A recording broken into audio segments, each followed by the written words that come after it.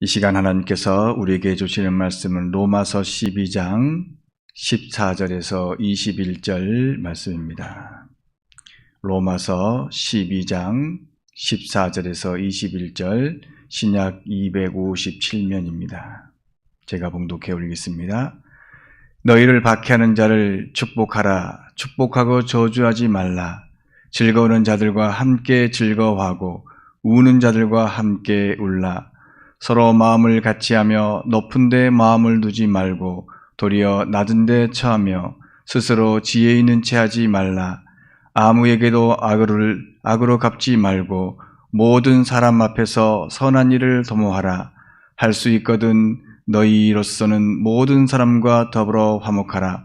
내 사랑하는 자들아, 너희가 친히 원수를 갚지 말고 하나님의 진노하심에 맡기라. 기록되었으되 원수 갚는 것이 내게 있으니 내가 갚으리라고 주께서 말씀하시니라. 내 원수가 줄이거든 먹이고 목마르거든 마시게 하라. 그리함으로 내가 숯불을 그 머리에 쌓아 놓으리라. 악에게 지지 말고 선으로 악을 이기라. 아멘. 오늘은 사순절 첫 번째 주일입니다. 그렇죠? 작년 2020년을 돌아보건대 작년 사순절에는 코로나 때문에 함께 모이지 못하고 영상으로 또 흩어져서 예배를 드렸습니다. 지난 1년을 생각해보면 정말 지금도 물론 마찬가지지만 코로나 때문에 이만저만 불편한 것이 아닙니다. 하루속히 우리의 일상이 정상적으로 회복되기를 바라는 마음이 우리 가운데 간절합니다. 하지만 불행하게도 여러 사람들은 이 코로나 이전 시대로 우리는 돌아갈 수 없을 것이다, 이렇게 이야기를 합니다. 1999년에 우리나라가 IMF가 왔는데 그때 참 힘들었죠. 물론 IMF를 잘 이겼지만 우리 사회는 많은 변화를 가졌습니다. 여러 가지 직장의 모양이라든지 여러 가지 직업의 형태, 그리고 삶의 방식들이 많이 바뀌었습니다. 많은 가게는 도산하고 직장인들은 구조종 때문에 실업자가 되었고 청년들은 일자리 때문에 더욱 힘들었습니다. IMF를 경험한 우리나라는 또 이제 예전과 다른 그 모습으로 살아가고 있습니다. 마찬가지로 코로나 이전과 이후는 다른 모습으로 살아가게 될 것입니다. 많은 학자들이 우리가 예측할 수 없는 만큼의 정치적인, 그리고 또한 경제적인, 문화적인, 과학적인, 환경적인 것들이 변할 것이다. 지금도 변하고 있습니다. 또한 우리가 드리는 예배의 방법도 다양해지고 있습니다. 지금 젊은 사람들은 모여서 예배 드리는 것보다 영상으로 예배를 드리는 것을 더 선호합니다. 여러 가지 이유 때문이겠죠. 그런데 안타깝게도 코로나가 완전히 끝났을 때도 함께 모여 예배 드리는 것보다 영상을 선택할 수 있다라는 말이 있습니다. 이러한 상황 속에서 우리는 새로운 내일을 향해서 준비해야 합니다. 무엇을 준비해야 될까? 예배의 본질을 회복하고 우리가 고난 가운데에서 신앙을 바로 세울 수 있는 그러한 삶이 우리에게 필요합니다. 만약 우리가 지금까지 습관적이고 아무런 생각 없이 했던 그러한 신앙의 모습들, 행동들이 있었다면 다시 한번 하나님 편에서 생각하고 행동해야 될, 또한 결단해야 될 시기가 지금이라고 하는 것입니다. 참된 기독교인이 된다는 것, 그리고 예수님을 믿는다는 것이 무엇을 의미하는지 다시 한번 곰곰이 생각해 보아야 할 것입니다. 그러기 위해서는 우리가 먼저 예수님이 가셨던 마지막 길, 그 길을 생각하며 기억하는 이 사순절 의미를 바르게 이해해야 할 것입니다.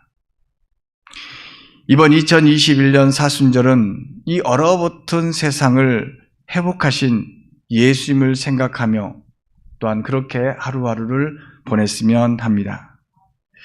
예수님은 얼어붙은 세상을 향해 오셨습니다. 여러분, 예수님이 얼어붙은 세상에 오셨다고 해서 예수님이 12월 25일 날, 그 추운 겨울날 오셨구나, 뭐 이렇게 생각할 수도 있겠지만, 예수님이 태어난 그때 그곳은 날씨가 겨울이 아니라는 사실. 여기서 겨울을 의미하는 것은 신앙의 겨울을 의미합니다. 신앙의 겨울. 잎이 나지 않고 열매가 맺지 않는, 살아있는 것 같지 않는 그러한 겨울을 의미합니다. 이 신앙의 겨울은 하나님의 말씀이 사라진 세상에서 사람들끼리 분열과 분쟁과 미움과 시기와 질투, 그러한 모습들이 있는 것입니다. 또 원수를 향해 저주하고 형제를 속이는 세상이 바로 신앙의 겨울이 찾아온 것이라 말할 수 있습니다.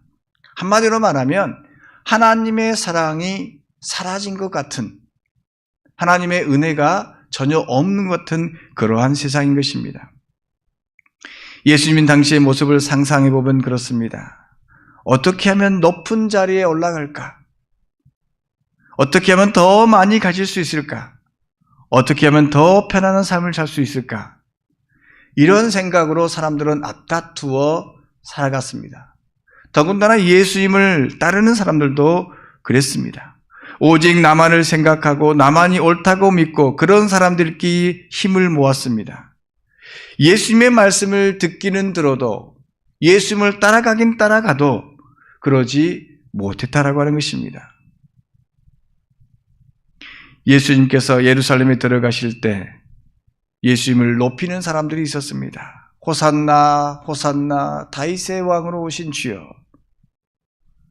그런 사람들도 예수님께 바라는 것이 있다면 높아지고 많이 갖고 편안한 삶을 오랬습니다. 그래서 예수님이 이스라엘의 왕이 되면 지금보다 더 많이 가질 수 있으며 더 편안한 삶을 될 거라고 여기고 예수님을 따라 나선 것이죠. 그런데 물론 인간이면 누구나 가질 수 있으면 가져야 하고요. 또 높은 자리에 오를 수 있으면 올라야 하고 편안한 삶을 추구하는 것이 결코 나쁜 것이 아닙니다. 그렇지 않습니까? 저도 물론 갖고 싶은 것이 있고 또 오르고 싶은 것이 있고 편하게 쉬고 싶은 것이 인간의 마음인 것이죠. 근데 중요한 것은 나만을 위해서 높은 자리에 올라가고 나만을 위해서 더 많이 가지기로 하고 나만이 편하면 모든 것이 옳다 이렇게 생각하는 것이 문제라고 하는 것이죠. 그래서 예수님은 서로 섬길 것을 당부하면서 원수까지도 사랑하라고 명령하셨습니다. 그런데도 여전히 인간의 삶은 분쟁의 삶입니다. 분쟁의 삶. 여러분들 간혹 가다 보면 우리가 신앙생활에서 초대교회로 돌아가자 이런 말씀들을 듣는 경우가 있습니다. 초대교회. 초대교회가 어떤 교회느냐? 서로 물건을 통용하고 음식을 나누어 먹고 또 여러 아름다운 모습들이 있었습니다. 그런데요, 그 초대교회도 제자들을 중심으로 한 초대교회 역시 분열하고 또 분당하고 다툼이 있었다라고 하는 사실입니다. 교회 안에서 파당이 나누어져서 아볼로파라든지 게바파라든지 이렇게 파가 나누어져서 서로 잘났다고 이렇게 분쟁하는 모습이 있었습니다. 파당을 만들고 자신의 힘을 주장했습니다. 하나님 중심이 아닌 사람이 중심이 되어서 살았던 것이 초대교회의 역사입니다. 또한 교회가 교회다운 모습을 잃어버렸습니다. 교회다움이라고 하는 것이 뭘까? 그것은 다름 아닌 세상과 다른 모습으로 사는 것이 교회인 것입니다. 교회. 세상은 자신을 사랑하는 만큼 사랑하고 자신을 미워하는 사람은 미워할 수 있습니다. 그러나 교회는 모든 사람을 사랑할 수 있으며 모든 사람을 품을 수 있어야 합니다. 그것이 선으로 악을 이기는 길인 것입니다. 그렇다면 우리가 생각해 볼 것이 있습니다. 오늘 바울 선생님께서 사도 바울이 말한 선 그리고 악, 이것은 무엇인가? 우리가 성경에서 말하고 있는 선과 악은 우리가 사회에서 말하는 도덕적이고 윤리적인 선과 악을 포함한 더 근본적인 것을 이야기합니다. 특별히 기독교에서 말하는 이 선악의 기준은 바로 무엇이냐? 누구냐? 바로 하나님입니다. 그러니까 하나님이 계시면 선이고 하나님이 계시지 않으면 악이라고 하는 것이죠. 하나님이 있다라고 하는 것은 무엇입니까? 하나님을 두려워하고 사는 것입니다. 이는 무조건 하나님이 무서워하고 그냥 에헴하면 꼼짝도 못하는 그런 무서움이 아닌 것입니다. 무서워 떠는 그러한 두려움이 아닌 것이죠. 하나님이 주신 질서를 가지고 그 안에서 더불어 사는 것. 이걸 우리가 말하면 하나님의 나라를 이루어가며 사는 것, 그것입니다. 그것이 선인데, 반면에 모든 것을 가졌음에도 불구하고 더 가지려는 사람, 나만을 위해서 살겠다라고 하나님 필요 없이 나만을 주장하는 것, 그것이 바로 하나님 없이 사는 악이라고 할 수 있습니다. 여러분들이 잘 아시는 이야기, 많이 듣던 이야기, 너무나도 많이 듣던 이야기, 세상 사람도 다 아는 이야기, 바로 아담과 하와의 이야기 속에서 그들 가운데 많은 것이 있었지만, 모든 것이 있었지만 하나님이 안 계실 때 뭐가 생겼습니까? 바로 악이 생겼습니다. 하나님 그들에게 모든 것을 허락하셨습니다. 그럼에도 불구하고 그는 더 가지려고 했던 것이죠. 그때 그들 가운데 하나님이 사라지고 없는 모습을 보여주고 있습니다.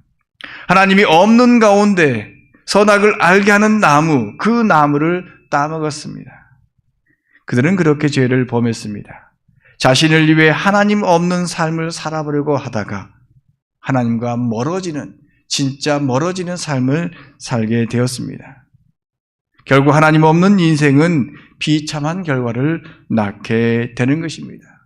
지금 당장 달콤한 선악과를, 지금 당장 달콤한 사탕을, 세상의 것을 얻을 수 있지만 그 인생은 비참한 결과로 남게 되는 것입니다. 우리도 살다 보면 이러한 죄와 마주치게 됩니다. 살다 보면 하나님을 생각하지 않고 자신을 생각하며 살아갈 때가 있습니다. 그러면 우리는 이런 죄를 어떻게 이겨내야 할까? 우리 가운데 있는 죄를 어떻게 이겨야 될까? 결론적으로 말씀드리면 선으로 악을 이겨야 하는 것입니다. 여기서 선이라고 했을 때 하나님이 계신다라고 말씀을 드렸는데, 하나님의 계심 가운데에서, 하나님이 함께 하심 가운데에서 무엇을 해야 되느냐? 바로 다른 사람을 축복하는 것입니다. 다른 사람, 여기서 다른 사람이면 무엇입니까? 여러분들 옆에 있는 사람이 다른 사람이 아니에요. 바울 사도가 말하는 다른 사람은 우리를 박해하는 사람이 다른 사람인 것입니다.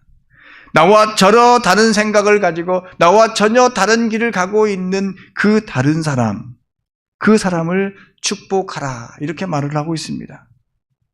여러분, 우리를 박해하는 사람을 축복할 수 있을까? 그럴 수 없죠. 인간의 힘으로는 도저히 그럴 수 없습니다. 나를 좋아하는 사람을 좋아하고 나를 싫어하는 사람을 싫어하는 것이 인간의 보편적인 모습입니다. 저 또한 그러한 마음, 그러한 것이 자리 잡고 있는 게 사실입니다. 그런데도 나를 무시하고 때로는 차별하는 사람을 축복할 수 있을까? 이는 인간적인 마음으로 도저히 할 수 없습니다. 산속에서 돌을 닦고 수도원에서 수도를 해도 쉬운 일이 결코 아닙니다. 왜냐하면 사람이라기에는 감정이 있기 때문인 것입니다. 우리의 생각으로 그렇게 하는 것이 옳다고 해도 우리의 감정은 다른 말을, 다른 생각을 하게 합니다. 그러므로 우리를 무시하거나 차별하는 사람에게 미운 감정이 생기는 것은 어쩌면 자연스러운 일인 것입니다. 하지만 바울과 예수님은 말합니다. 원수를 사랑해라. 너희를 박해하는 사람을 축복해라. 여러분 할 수 있습니까? 힘들죠. 우리 가운데 모두 다 감정이 있기 때문에 그렇습니다. 이 말씀을 들을 때 아멘이라고 이야기할 수도 있습니다. 그러나 우리의 삶 가운데 맞닥뜨리게 되면 그럴 수 없는 것이죠. 운전을 하다가 나에게 조금 이렇게 해를 끼친다 보면 마음속에서 갑자기 나도 모르게 안 좋은 소리가 튀어나오고, 또 나에게 여러 가지 안 좋은 이야기를 하면 나도 모르게 얼굴이 붉어지는 것이 인간의 마음인 것입니다. 그렇다면 어떻게 해야 합니까? 어떻게 해야 이 악한 마음을 이겨낼 수 있습니까? 그것은 다름 아닌 하나님이 우리 가운데 계실 때 가능한 것입니다. 하나님이 계심을 믿고 사는 사람만이 가능한 것입니다. 우리가 사는 세상에 하나님이 계시지 않는다고 믿는 사람은 자신의 감정 따라서 움직입니다. 같은 장소, 같은 조건임에도 불구하고 감정에 따라서 이럴 때는 이렇게, 저럴 때는 저렇게 행동을 합니다. 그러나 하나님의 계심을 믿고 사는 사람은 자신의 감정을 먼저 드러내기 전에 하나님을 먼저 바라봅니다. 비록 나를 힘들게 하는 사람이라도 저주하는 말보다 축복의 말을 하려고 노력합니다. 그것이 결국 나를 위한 길임을 알기 때문인 것입니다. 우리나라만에 있는 병 중에서 여러분들 잘 아시는 대로 화병이 있죠. 화병. 이 화병은 마음속의 분노 또 울분을 억지로 억제해서 생기는 병입니다. 그래서 화병이 생기면 통증도 오고요, 피로감도 있고 불면증도 있고 다양한 병들이 생긴다고 합니다. 이 치미는 우라를 제대로 발산하지 못하면 병이라고 해서 그래서 우라병이라고도 이렇게 표현합니다. 이 화병은 억울하거나 답답한 감정, 속상함들이 스트레스가 장기간 쌓여서 신체적으로 나타나는 이런 증후군인데, 이것은 우리가 흔히 말하는 우울증이나 불안장애, 공황장애와 좀 다릅니다. 특별히 이 화병은 한국 사람에게 발견된다고 하는데, 한국 사람 중에서 한국학을 연구한 김열규 선생은 이렇게 말했습니다. 이 화병은 한국인의 심암, 뭡니까? 마음 심자 암, 그러니까 마음에 있는 암, 마음에서 기생하는 악성 종양이라고 이렇게 표현하고 있습니다. 세계적인 질환의 교범이라고 할 수 있는 미국 정신의학회에서도 바로 이 화병에 대해서 순수 우리나라 말로, 영어로 쓰는 것이 아니라 있는 그대로 화병 이렇게 썼다라고 합니다. 이처럼 화병은 우리나라에게 사람들에게 있는데 그냥 무조건 참고 인내하는 것이 옳은 것처럼 느껴지고, 더군다나 이 가부장적 문화 때문에 중년 여성들에게 많이 발견된다고 알려졌습니다. 그럼에도 불구하고 중년 남성들에게서도 이 화병이 발견된다고 합니다. 그러니까 남녀노소 말건하고 이것을 어떠한 스트레스를 받고 그것을 무조건 인내한다고 할 때 생겨나는 것이죠. 무조건 참고 인내하는 것으로 나를 박해하는 사람을 그러나 축복할 수 없습니다. 왜냐하면 내가 먼저 병들기 때문인 것입니다. 그렇습니다. 나를 박해하는 사람을 축복하라는 말은 마음속의 분노나 울분을 무조건 참아내라 이런 말이 아닙니다. 우리는 박해하는 사람에 대해서 그래서 좀 더 깊이 생각해 볼 필요가 있습니다. 왜 바울이 나를 박해하는 사람을 축복하라고 말했을까? 이 바울은 사실은 이 로마 교회의 편지를 쓰면서 어떠한 마음을 가지고 이야기했을까? 이 말을 바울의 입장에서 생각을 해보면 이렇습니다. 바울은 처음 예수님을 또 하나님의 말씀을 바로 알지 못했습니다. 그때 예수님에 대한 바른 이해가 없을 때 무엇을 했느냐? 예수님을 믿는 사람, 그리스도인들을 박해했던 자신의 경험이 있었던 것입니다. 자신의 그 경험, 그리스도를 믿는 사람들을 옥에 가두고 또 잘 아시는 스데반 집사님을 돌로 쳐 죽이는 일에 함께했던 이 바울, 그는 그렇게 죄인의 괴수가 되어서 믿는 자를 박해했던 사람이었습니다. 그럼에도 불구하고 그가 예수님을 만나 변화가 되었습니다. 사람들은 이런 이야기들을 많이 하더라고요. 사람은 쉽게 변하지 않아.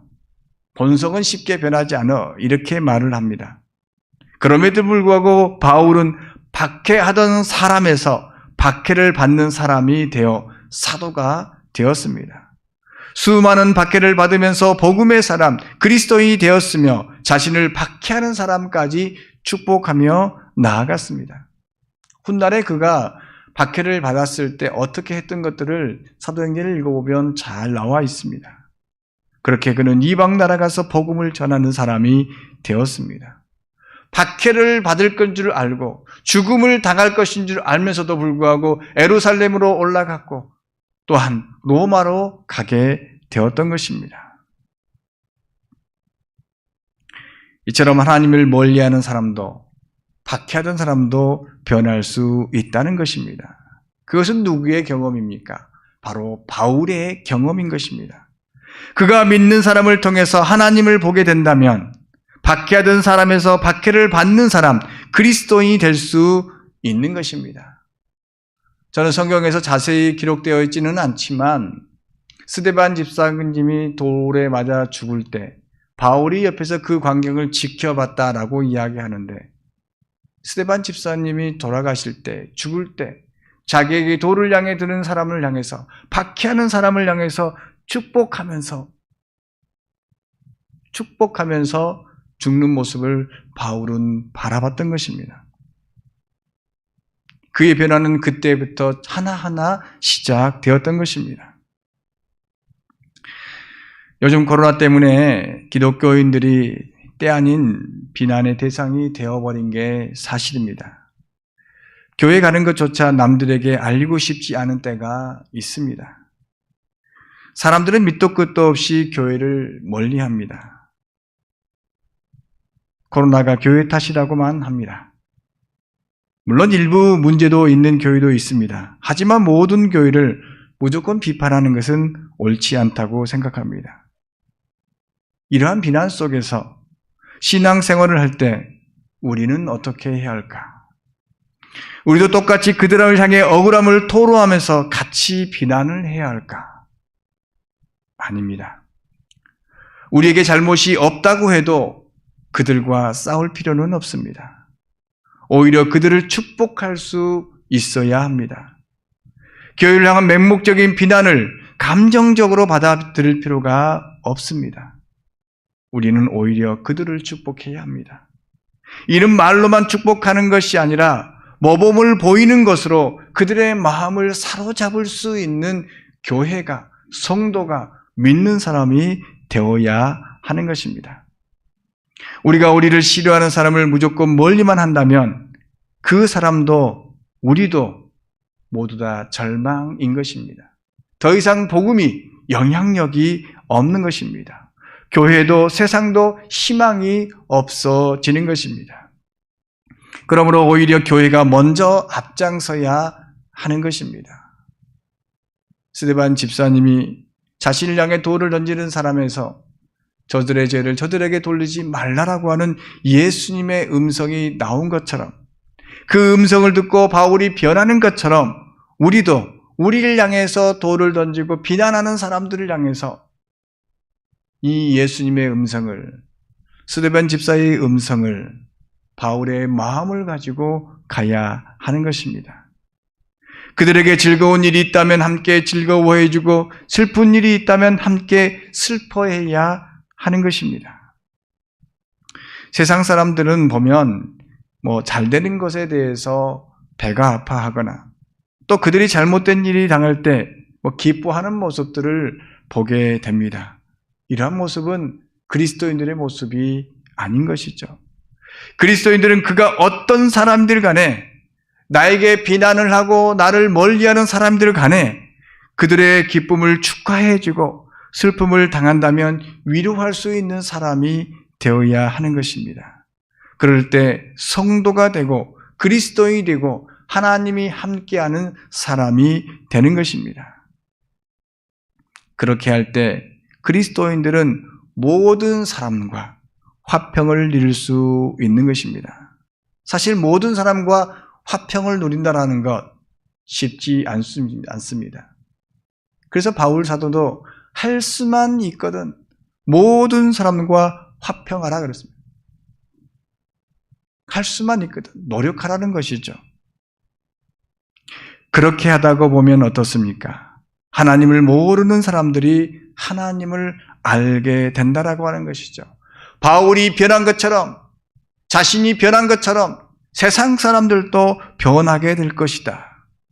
그런 말을 하고 있는 것입니다. 그리스도인, 성도가 세상 사람과 다른 점이 있다면 무엇입니까? 그것은 다름 아닌 하나님을 멀리 떠난 사람들을 위해서 기도하는 사람이라는 것입니다. 그들이 배고프면 먹을 것을 주고 목말라 하거든 마실 것을 주는 사람인 것입니다. 그가 원수라고 할지라도 나를 핍박하는 사람이라 할지라도 그렇게 할 수 있는 사람이 바로 그리스도인 것입니다. 어떻게 해요? 바로 하나님 때문에, 하나님을 믿기 때문에, 하나님이 우리 가운데 계시기 때문에 그렇게 할 수 있습니다. 그렇게 하는 사람만이 악에게 지지 않는 사람이며 선으로 하나님의 능력으로 악을 이기는 사람인 것입니다. 우리가 사는 세상은 어제도 오늘도 그리고 내일도 악이 존재할 수밖에 없습니다. 하나님을 싫어하는 사람들은, 거부하는 사람들은 언제나 있을 수밖에 없습니다. 세상은 하나님 없이 살려고 합니다. 사람들은 세상 없는 세상을 좋아합니다. 그 속에서 사는 사람들은 혹독한 신앙의 겨울을 사는 것과 같습니다. 지금 우리가 그렇죠. 세상 사람들이 그렇습니다. 그럴 때 우리가 지금 그 속에서 살아가는 데 있어서 혹독한 신앙생활, 그런 모습을 살아갑니다.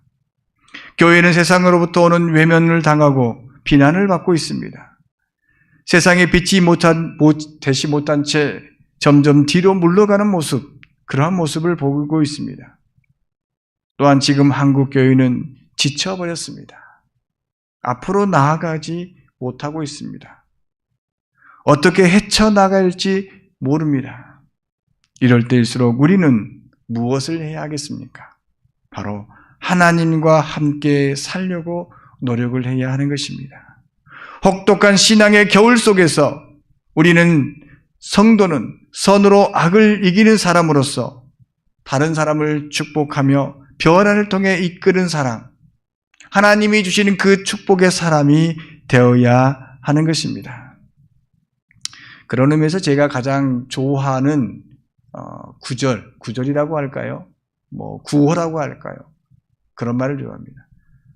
우리는 축복의 통로, 생명의 통로, 은혜의 통로, 우리가 그렇게 되어야 하는 것이죠.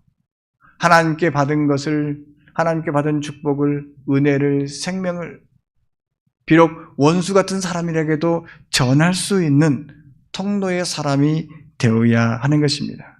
세상이 우리를 미워하여도 우리는 오히려 하나님의 사랑으로 다가가야 하는 것입니다. 예수님은 자신에게 매질하고 조롱하는 자들을 위해서 기도하셨습니다. 그들을 불쌍히 여기셨습니다. 그래서 예수님은 선으로 악을 이기셨습니다. 우리에게 성도의 모범을 보여주셨습니다. 사순절 첫 번째 주일을 보내면서 우리는 다시 한번 하나님과 함께 사는 길, 하나님과 함께함으로 악을 이기는 길이 무엇이고 또한 그거를 통해서 어떤 변화를 가져와야 될지 우리는 곰곰이 생각하면서 이 어려운 시절, 신앙의 혹독한 시절을 하나님과 함께 잘 이겨내는 저와 여러분 되기를 간절히 바랍니다. 하나님 감사합니다. 신앙의 겨울 가운데, 어려움 가운데에도 우리와 함께 하시는 주님, 이 시간 주님 앞에 기도합니다. 주님, 우리를 붙잡아 주시고 예수님의 그 삶을 따라서 선으로 하나님으로 악을 이기는 믿음의 백성들 되게 하여 주시옵소서. 그리스도로 살아가기 힘든 세상, 이 세상 가운데 믿음과 용기를 주셔서 세상 사람을 축복함으로 통해서 복음의 사람으로 이끄는, 하나님의 사람으로 이끄는 그러한 성도가 되게 하여 주시옵소서. 지친 몸 가지고 주님 앞에 나왔습니다. 주님께서 저희들의 몸과 마음과 영혼을 위로하여 주시고 새로운 생명으로, 새로운 능력으로 세워 주시옵소서. 모든 걸 주님께 감사하며 맡기오며 예수님의 이름으로 기도하옵나이다. 아멘.